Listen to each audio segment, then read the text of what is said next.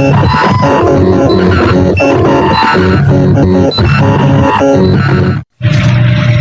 day, everyone. Welcome to CDI 402, Introduction to Cybercrime and Environmental Laws. And we are the Group 2, and we will be presenting certain topics that have been assigned to us. So for our objectives in this report, it includes that we do hope that delving into our assigned topics to gather a comprehensive information. We also aim to convey findings in a concise, understandable manner, and we do hope to engage our audience by making contents interesting and relevant, and as well as we encourage questions and discussions during and after our presentations. So thank you, and let's get started. Good day, everyone. I am the first reporter, and I will be talking about the computer hardwares. So, a computer hardware system needs a hardware and software components to function properly. Several hardware components are attached to the computer system as per the requirements. Computer hardware consists of mechanical and electronic elements. The hardware of the computer system includes a monitor, CPU, keyboard, mouse, printer, sound system, RAM, hard disk, and many more. Hardware is used for taking input data from the user, storing it, displaying the output, and executing the commands given by an individual. There are mainly two types of computer hardware: the internal and external hardware components. So, the internal hardware components, it is our devices built into the motherboard or added as an expansion card or device to the computer. The most important internal hardware components are RAM, hard disk, SSD, monitor, and CPU. An internal hardware components are devices built into the motherboard or added as an expansion card or device to the computer. The most important internal hardware components are RAM, hard disk, SSD, monitor, and CPU. The first internal hardware component is motherboard. The motherboard is a central printed circuit board that connects indirectly. It is the backbone of the computer system. It enables electrical and logical channels for communication and data transfer between the CPU, RAM, storage devices, expansion cards, and other computer hardware components. The next example of the internal hardware component is a RAM. Means random access memory is a computer hardware that stores and processes information. The processing speed of RAM is much faster than a hard disk. So, RAM is a volatile device, which means it deletes all stored information when a computer system shutdowns. So, next internal computer hardware is a hard disk. So, a hard disk is an internal computer hardware used for storing data. It can be pre-installed in the CPU or utilized as an external device. The hard disk is a non-volatile component, opposite of the RAM. So, non-volatile component, which means it permanently stores data and does not wipe out when the system shuts down. The internal hard disk has a collection of stacked disks with electromagnetic surfaces that stores huge chunks of data and can be accessed easily. The next internal hardware is SSD, or solid-state drive. It is a computer data storage device based on semiconductors. This non-volatile storage device depends on flash-based memory. SSD perform the same function as traditional hard disk drives in computers. SSD SSDs are popular choice for laptops, desktops, servers, and other devices because they offer faster read-write speeds, lower power consumption, and higher durability than HDDs. The next internal computer hardware is a CPU. A CPU is a central processing unit, is a core hardware of the computer system, which interprets and executes most of the commands using other computer parts. The CPU, also known as the computer's brain, executes every operation of the computer system. Let's proceed to the external hardware components. And external hardware components are devices added outside of the computer case. These hardware components provide input and output to the computer so users can communicate with the system. The most common external hardware components include a mouse, keyboard, printer, speaker, and camera. So, in short, an external hardware component is you can touch and see it outside of the computer. So, first, external hardware is a monitor. So a monitor directly connects to the CPU and displays the output, videos, and other graphics. The video shown by the monitor uses the video card. The monitor screen is comparable to the TV screen, but the difference lies in the resolution and graphics. The monitor displays high quality resolutions compared to the TV screen. The next is mouse. A mouse, it is an input device by hand to point out something on the screen. The mouse can be either wired or wireless. A wired mouse connects directly to the CPU. The mouse has a laser or scroll bar to scroll up or down on the screen. The cursor on the screen will move directly under the command movement of the mouse. So, next is the keyboard. A keyboard is a computer hardware device used to input text and commands into the computer. It can be either wired or wireless. Also, the keyboard contains numbers, alphabets, special characters, and other buttons to give input to the computer. This device takes input or information from the user and processes the commands. The next external hardware is a printer. A printer is a computer hardware output device that produces hard copies of contents, digital documents, or images on paper or other media. For example, like this. This is an example of a printed content from a printer. So, it takes electronic data from a computer system and transform it into printed image or text. The next external hardware is a speaker. A speaker is an essential external audio output computer device.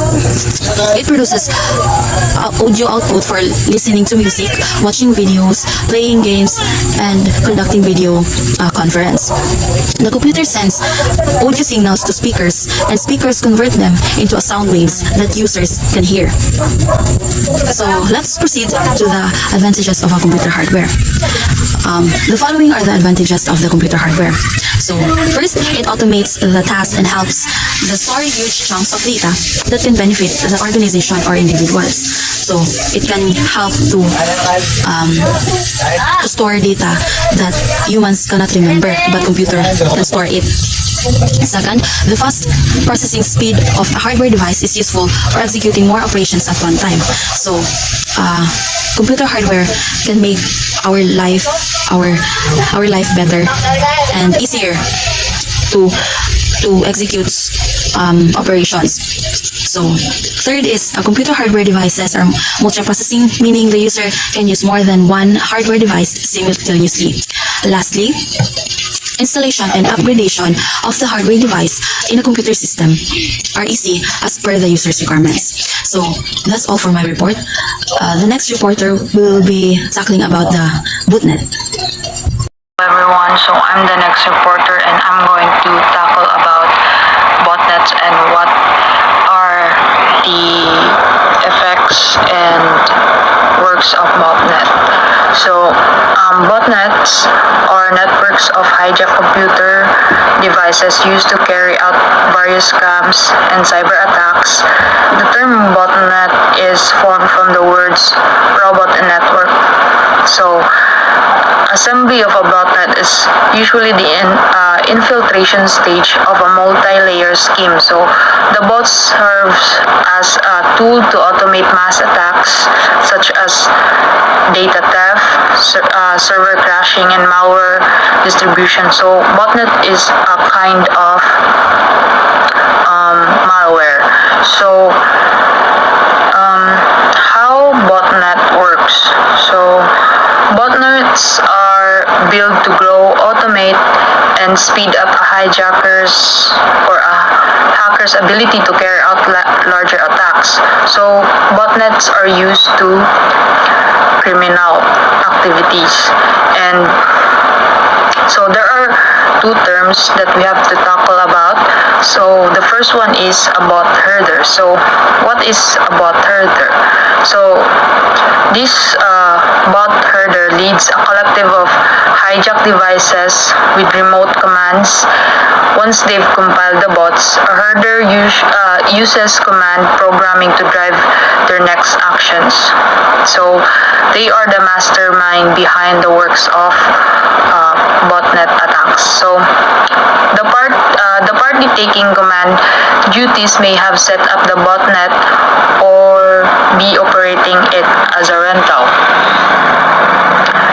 Then we have the zombie computers. So zombie computers or bots refer to each malware infected. So when your computer is infected, then they are called zombie computers because they are mindlessly and being controlled by botnet or the hijacker or the hacker. So this refers to each malware-infected user device that's been taken over for use in the botnet. So these devices operate mindlessly under commands designed by the bot herder. So basic stages of building a botnet can be simplified into a few steps. So the first step is prep and expose. So usually hackers exploit vulnerability to expose users to malware. So if you're do not have any knowledge about botnets, then you have a high possibility that you will be victim of the bot herder. So your computer will be vulnerable to such attacks.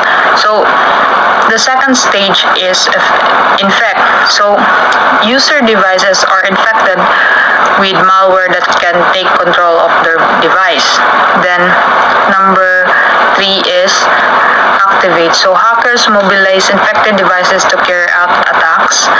Then we have as I said, stage 1 exposure starts with hackers finding a vulnerability in a website or application or human behavior. So the goal is to set the user up for being unknowingly exposed to malware infection. So these are done sneakily without you knowing that you are already being victim. So you'll commonly see hackers exploit security issues in software or websites or deliver the malware through emails and other messages. And then we have stage 2. The user gets infected with the botnet malware. So upon taking an action that compromises their device, many of these methods either involve users being persuaded via social engineering to download a special Trojan virus or other attacks. Attackers may be more aggressive by using a drive-by download upon visiting an infected site. So we should be careful when we click a link or visit a website because our computers will be vulnerable about this. So regardless of the delivery method, cybercriminals ultimately breach the security of several users' computer. So once the hacker is ready, stage 3 initiates by taking control of each computer. So the attacker organizes all of the infected machines into a network of bots so that they can remotely manage. So even though the herder or the hacker is far away, they can infect anywhere in the world by using this type of system or malware. So often the cyber criminal will seek to infect and control thousands, tens of thousands, or even millions of computers. The cyber criminal can act as the boss of large zombie networks that is fully assembled in an active botnet. So you're still be probably asking or wondering, what does a botnet do? So to enumerate some, once infected, a zombie computer allows access to admin-level operations such as reading or writing system data, gathering the user's personal data, which is very personal, and sending files and other data, monitoring the user's activities, searching for vulnerabilities in other devices. So not just your computer will be infected, but your other devices as well. So installing and running any application.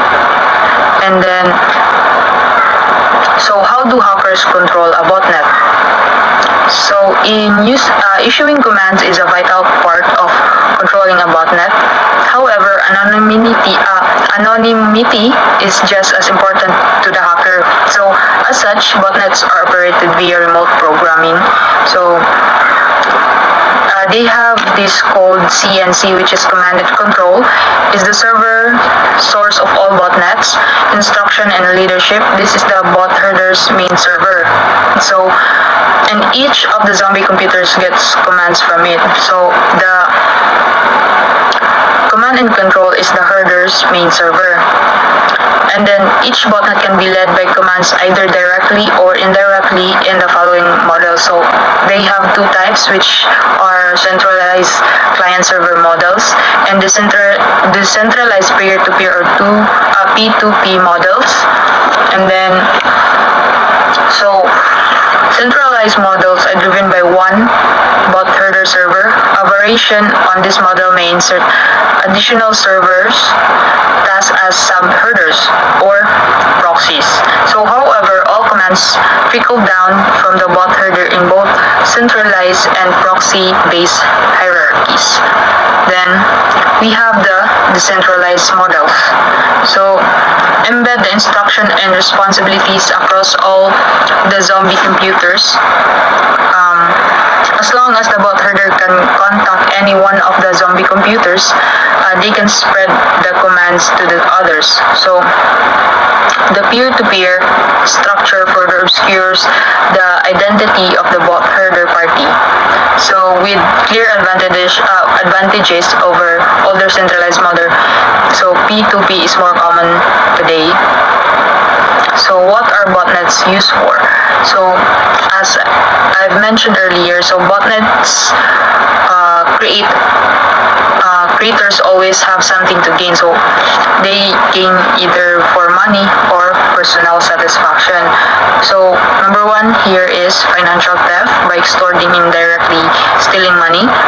So information theft for the access to sensitive or confidential accounts such as your personal data and personal information, sabotage of services by taking services and website offline, and many more. Cryptocurrency scams using processing power to mine for cryptocurrency. So cryptocurrency, an example of this is Bitcoin. So these are used for transactioning online businesses. So they use this bitcoins to buy or purchase items, services, and other that the internet offers. So they pay the cryptocurrency or the bitcoin, selling access to other criminals. So to permit further scams on unsuspecting users. Then, so how do we protect ourselves from botnets? So is improve all user passwords for smart devices. So the recommended password for stronger security is yung password is longer and not really common. Then number 2 is avoid buying devices with weak security. So number 3 is update admin settings and passwords across all your devices. So number 4 is be wary of any email attachments. So you just don't click any links that is sent to you through email, especially if you're not really dili nimo feel na kuan siya, safe siya. So number 5, never click links in any messages you receive, just as I have said. Number 6, install effective antivirus software. So when we purchase or buy devices, syempre ang unahon is ang antivirus software. So this can be really helpful for your device and not be a victim of botnets. So botnets are difficult to stop once they have taken root in users' devices. So to reduce phishing attacks and other issues, be sure you guard each of your devices against this malicious hijack. That's all for my report. Hey everyone, I am Rojean Mae Semine and I will be the third reporter throughout our topic. So my topic will be the logic bomb. So what is logic bomb, by the way? So when we talk about logic bomb, it's a type of a cyber attack that involves inserting a malicious code into a software or computer systems. So the code itself remains dormant until a specific trigger condition is met, such as date or a specific actions. So when trigger occurs, the logic bomb activates and causes harm to the system, such as deleting files or disrupting operations. So how does a logic bomb work? So logic bombs are intentionally hidden with legitimate software or systems by malicious insider or an external threat actor. So the code itself typically contains a trigger, which may be time or an event in the system. So once the trigger condition is satisfied, then the logic bomb executes its payload, causing damage to the targeted system or the data itself. So what triggers a logic bomb? So first we have the date and time. So in the date and time, the attackers can program a logic bomb to activate a certain date and time, often a setting to coincide with a significant event or they anticipated the most damage. So in this case, a programmer itself that will kind of manipulate a logic bomb will set a specific date and time, so that the logic bomb itself can have a anticipated damage in the system. Second one is event-based triggers. So logic bombs may be set to activate upon the occurrence of a specific event within the system. So this could be the opening of a certain file, the execution of a particular program, or access of specific data. Example, event-based triggers: when you try to open a program, so along the way that you're clicking it, so by the time that you already click or enter that program, so the logic bomb will triggers upon it. And third is the user actions. So some logic bombs activate when a user performs a specific action, such as clicking on a certain button or entering specific keystrokes. And lastly is the system condition. So logic bombs can also be triggered by specific system conditions, such as a particular memory or storage threshold. So I have a example scenario here. So just imagine a disgruntled employee who embeds a logic bomb in their company network. So the logic bomb itself is set to activate on a specific date. Let's say it will be May 6, 2024. So when the date arrives, the logic bomb triggers, wreaking a havoc by deleting critical financial data for the company servers. So chaos ensures as employees scramble to recover the lost information. So that is how a logic bomb works. So here are some examples of a real-world logic bombs incidents. So first is the erroneous logic bomb. So back in 2002, Roger Durunyo, a disgruntled UBS pain whopper system administrator, he executed an infamous logic bomb attack. So he planted a simple yet devastating logic bomb in the company's network, designed to trigger a specific date and time. So the logic bomb virus remained dormant until the 4th of March in the year 2002.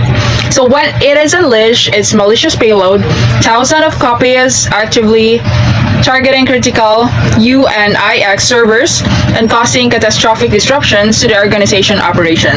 So a lot of financial loss amount to millions of dollars has been lost. And secondly, this Stuxnet, this is discovered in 2010. So the Stuxnet is a very sophisticated logic bomb targeting Iran's nuclear program. It propagated via removable drives, exploiting 0 days vulnerabilities in Microsoft Windows.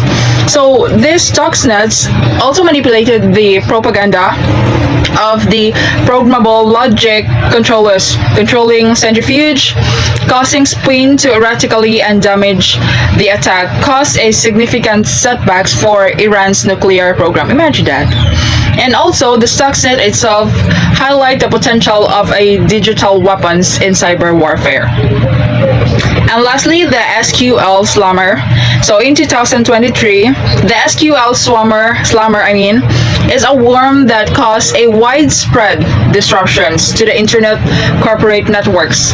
So SQL slammer exploits a vulnerability in the Microsoft server, also spread a clogging network connections with massive internet traffic.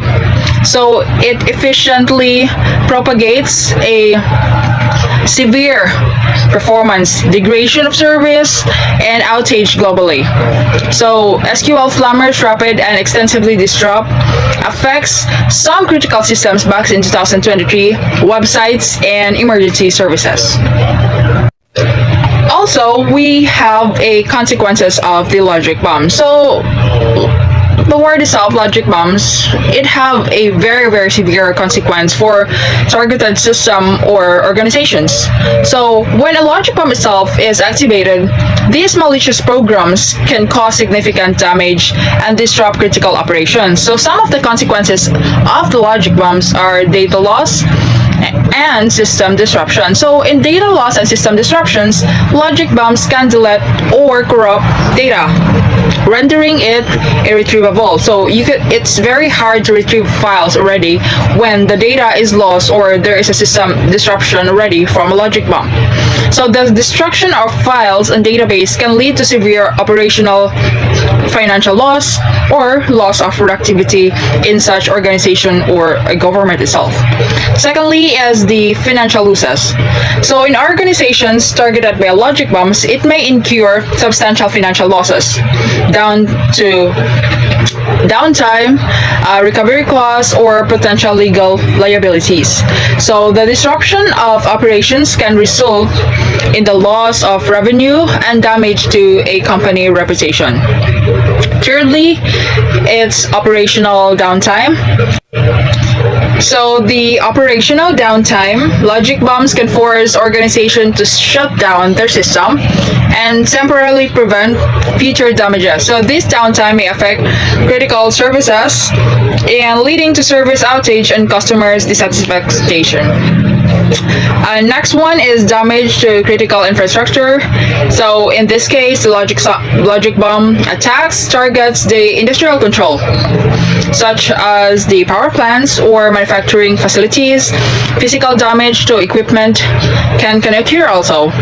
This can lead a expensive repairs, delays in productions, and potential safety hazards. And for the reputation damage, a successful logic bomb attacks can tarnish an organization's reputations, eroding customer trust, confidence in the cybersecurity practices. Next one will be the intellectual property theft. So in this one, logic bombs can be used to steal valuable property, trade secrets, or information from the target organization. So lastly is the national security risk. So the logic bombs aim at a critical infrastructure such as power grids or transportation systems, pose significant national security risk, and attack on such systems could have far-reaching implications affecting the safety and well-being of the citizens. How to prevent the logic bomb itself. So particularly logic bombs have executed by insiders. So pose significant risks to organization cybersecurity, employing a very effective preventive measures and detections capabilities can help to mitigate the potential damage and safeguard of a sensitive data. So here there are some ways to prevent a logic bomb itself. So first is implement a least privilege. So in this one, you can enforce the principle of a least privilege, ensuring that users only have an access to the systems of the data necessarily for their job roles. So restricting the privilege of an individuals reduces the attacks of the surface as well as the potential impacts of the attack. So at the least privileged security postures make it hard for a malicious conduct or insiders to execute the logic bombs or other malicious activities. So it can really help a lot to prevent and implement least privilege. So secondly, you can have a regular access reviews. So you can conduct a regular access to ensure that the users of the appropriate level of access and promptly deactivating former employees, auditors, or some contractors per organization can have a specific policy. Additionally, you can also implement in a just-in-time access to eliminate a standing privilege and ensure all access is finite to help limit unauthorized access and minimize the risk of insider threats. As well as you can also prevent logic bombs by employee training and awareness. So you can educate all your employees on the social engineering threats and other common attacks, as well as the importance of cybersecurity best practices. Raising awareness about the potential consequence of logic bombs and the role of employees plays in maintaining a secure environment. Also, we can have a multi-factor authentication. So this is also very familiar for us, that especially in our personal, informations in the internet, personal accounts, it can also really help if we have a multi-factor authentications, as well as in the prevention of logic bombs. So in the MFA or the multi-factor authentications, implementing this one can access critical systems or data. This can add additional layer of security itself to help and prevent the unauthorized access, even with the compromised insider credentials. So authentication for the most sensitive access can be so hard. So ensuring a further protections against bombing threats, against logic bombs and other attacks that can may subvert traditional multi-factor authentication. And also another one will be the regular security assessment. So conducting this one includes penetration testing and vulnerability scanning to identify and address potential weakness in the organizational infrastructure. And lastly will be the background checks and monitoring. This is very important because by conducting this through background checks on potential employees and vendors will have the access to a sensitive information, so we can eliminate access to sensitive information. Additionally, implementing continuous monitoring and privilege to the accounts and user with elevated access. So my next report will be the keystroke logging. So what is keystroke logging itself? So keystroke logging is also known as keylogger. So this is a type of surveillance software or hardware that records every stroke made on a specific computer or network without the user's content or knowledge. So to dig deeper or to make it simpler, so since the keystroke logging, or also known as keylogger, it captures or records all the keyboard inputs, including your passwords, usernames, emails, credit card numbers, and many more. There are two concepts of keylogger breaks. So these are the keystroke logging and the keylogger tool. So keystroke loggings, these records keeping for every key that you press on your computer or your keyboard itself. And keylogger tools, these are the devices or programs used to log your keystrokes. So what does a keylogger do? So if you will be a keylogger, so keyloggers silently monitor and store every key you pressed on your keyboard. They can be either software-based, installed on your computer, or a hardware-based physical device that connected to your system. So once activated, they create a log for all of your type information in your keyboard. Types of keyloggers. So we have a software keylogger. So these are computer programs that install into your device hard drive. So common keylogger software may include API-based keyloggers, form-grabbing based keyloggers, and kernel-based keyloggers work. So what are the API-based keyloggers? So these are directly the eavesdrop between the signal sent from each keypress to the programs you're typing into. So the application programs interface allows software developers and hardware manufacturers to speak the same language and integrate with each other. So the API-based keyloggers quietly intercepts your keyboard logging in each keystroke in a file system, or in a system file that you're doing in your keyboard. So the next one is the form grabbing or the base keyloggers. So they also eavesdrop all the text into a website forms when you send it to the server. So all the data is recorded locally before it is transmitted online to a web server. And lastly is the kernel-based keyloggers. So they work their way into the system's core for an admin level permission, So these loggers can bypass and get unrestricted access to everything entered in your system. Since we have a software keyloggers, so we also have the hardware ones. So hardware keyloggers are physical components built in connecting to your device. So some hardware methods may be able to track keystrokes without even being connected to your device. So we include keyloggers that mostly find against the hardware keyloggers. So they are the keyboard hardware keyloggers, hidden camera keyloggers, and the USB disk load keyloggers. So the keyboard hardware keyloggers, they can be placed in line with your keyboard's connections or the cable that is built into the keyboard itself. So this is the most direct form of the interceptions in typing your signal. And secondly is the hidden camera keyloggers. So they can place in public places like libraries to visually track your keystrokes. And lastly, the USB disk loaded keyloggers can be a physical Trojan horse.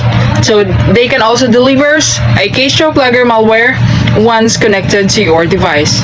Additionally, so I'll be, giving some examples to a delivery methods of keyloggers.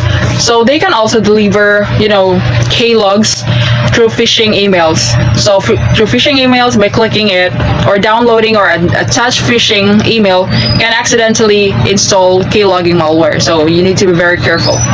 Also, in Trojan viruses, hackers disguise Trojan viruses as a legitimate files or applications to trick users into downloading them. So if you can remember, there are a lot of bots and bugs throughout the internet, especially if you're surfing into a public website. So if you can still imagine, there are like ads or like bots that really pops up to your screen. So be very careful to that.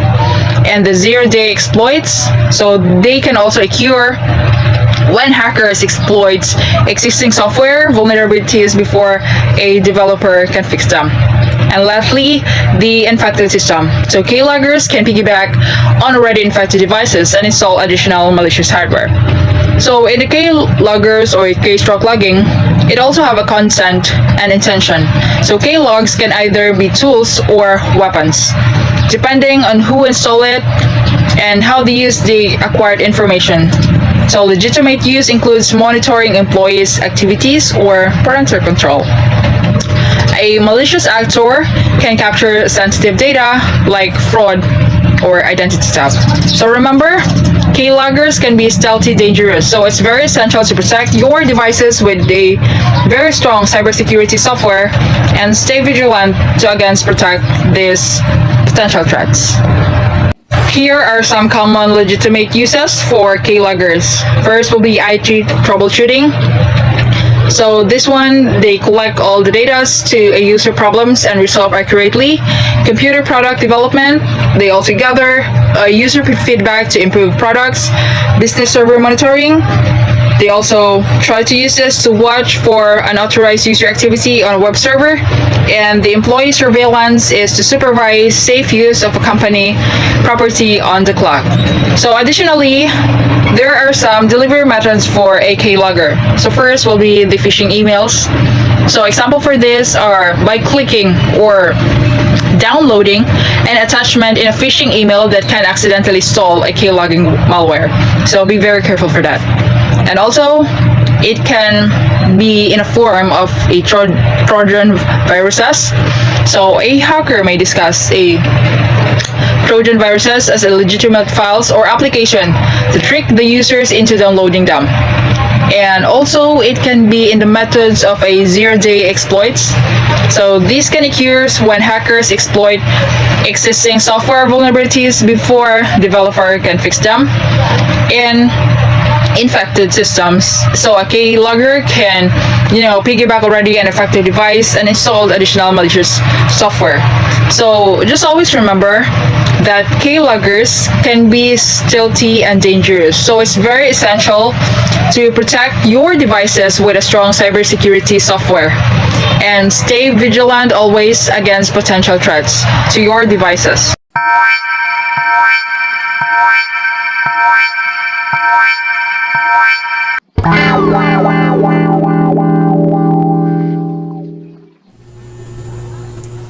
To proceed the presentation, I am Jessa Lenares and I'm going to talk about malware. So malware, short for malicious software, refers to any computer software including firmware, microcode, etc. It is created with the purpose of causing harm such as stealing data or disrupting computer systems and other equipment. So malware is often created by threat actors. So threat actors, also known as cyber threat actors, malicious actors, these are individuals or groups that intentionally cause harm to digital devices or system.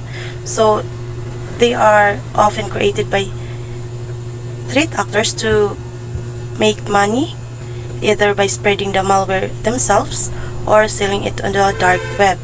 Also, it serves as a proof of concept designed to test or exploit existing cybersecurity controls. Also act as weapons of war between nation states, terrorists, or other politically motivated groups. So, as to further understand what is malware, so I'll be discussing on how you can get malware. So you can get malware through various means, primarily through downloading and opening infected files or software from untrustworthy sources. Malware often disguised itself as legitimate applications or files, such as attachments in emails or downloads from malicious websites. Clicking on suspicious links or advertisement can lead to malware infection, as this link may redirect you to compromised websites. So, the most common way to get malware is that through phishing emails. Threat actors have become incredibly effective and adept at crafting emails that trick people into clicking on links or downloading files that contain malicious code. So you can get malware through downloading and opening infected files or software through attachment in email. So you receives emails from unknown user, then due to curiosity you open it, and it is a way that you can get malware. Also, downloads from malicious website, example yukos.com, sapo.pt, aladel.pt, and clicknews.com. So it is some of the malicious, it is some example of malicious website. And also clicking on suspicious links or advertisement, so you are tempted to click because it will catch your interest. So next is, what are the symptoms of malware? So first one is altered or deleted files. So in your computer you will notice that there are deleted files, or there are some changes in your files. Also, appearance of unfamiliar files, programs, or disk up icons. So there will be an appearance or that is unfamiliar to you that appear in your computer or disk up icons. So the next one is automatic reconfiguration or shutdown of programs, including antivirus and firewall software. So if your antivirus and firewall software will shut down, so it is cause of malicious software. And next is the network connectivity issue. So you will experience low internet connection or loading. So next is sluggish computer or web browser performance. So there is a slow performance on your web browser, and also there is freezing or crashes. So ma-freeze or kalit lang siya o ka-exit. So it is some symptoms of malware. So next is unusual computer behavior. So you can notice on your computer that there is unfamiliar or unusual behavior. So next is the unauthorized automatic sending of emails or messages without the user's awareness. For example, a friend receiving a strange email from you that you did not send. So next is the main types of malware. So first is worms. So worms run independently and spreads by leveraging bugs, vulnerabilities, and exploits, deliver a payload, and duplicate themselves across the resource. So worms replicate itself in order to spread to other computer. So it is without human interaction. So viruses, the next one is viruses. So a virus is any type of self-replicating malware. So it self-replicates by inserting its code into other programs. Next one is boots. So boots are created to perform a specific task without known or malicious intent. So it is an automated software application that perform repetitive task over a network. So it follows specific instruction to imitate human behavior, but it's faster and more accurate. It can run independently without human intervention. So next is Trojan. So a Trojan is a type of malware like the mythical Trojan horse. So it disguise like a legitimate one to harm your software. So next is ransomware. Ransomware denies access to your files, typically through encryption, and demands a ransom, so often in the form of digital cryptocurrencies like Bitcoin, to release the threat grip on your data. So it is a type of cryptovirological malware that permanently blocks access to the victim's personal data unless a ransom is paid. So simple ransomware may lock the system but without damaging it. So next one is adware. So adware is designed to display unwanted and potentially illegal advertisement to an end user. So it is also called advertising supported software by its developer by automatically generating online advertisements in the user interface of the software. So next is spyware. Spyware functions by spying on a user's activity. These functions can include monitoring the user's screen, capturing keystrokes, and even enabling the asset's camera and microphone for surveillance. So it aims to gather information about a person or organization and send it to another entity in a way that harms the user by violating their privacy. So next is fileless malware. So fileless malware is an advanced type of malicious software operating entirely in a computer's memory, leaving behind no traces on the hard drive. So it is a malicious code that works directly within a computer's memory instead of a hard drive. So for example is Frodo, Number of the Beast, and the Dark Avengers. So the next one is the bugs. So bugs are a type of software error, flow, vulnerability, or failure that arise due to poor coding or an unexpected operational condition. So bugs uses an underhanded method to either disguise itself as legitimate or piggyback on another program to trick you into installing it on your computer.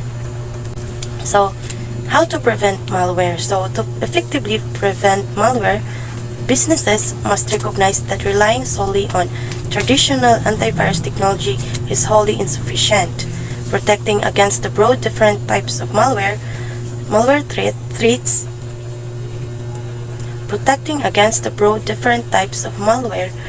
threats requires a blend of proactive and reactive security strategies that incorporate multiple layers of security controls. Employing a defense-in-depth methodology ensures that even if an attacker bypasses one security barrier, such as the perimeter of firewall, there are additional measures in place to block or contain a breach. So, also by installing an antivirus software, or also known as anti-malware, it is a computer program used to prevent, detect, and remove malware. So, it was originally designed to detect and remove computer malware.